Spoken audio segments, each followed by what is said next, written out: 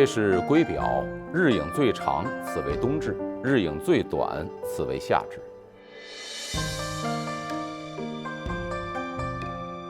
冬至始终以大如年的仪式感，串联起天地节律与人间烟火。17孔桥的金光穿洞，这座桥建于乾隆年间，但是乾隆还真不一定见过这个景观。庭前垂柳，珍重待春风。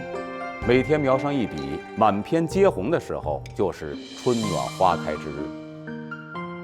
本次展览自12月21日冬至日向公众免费开放，欢迎大家到北京市海外文化交流中心观展。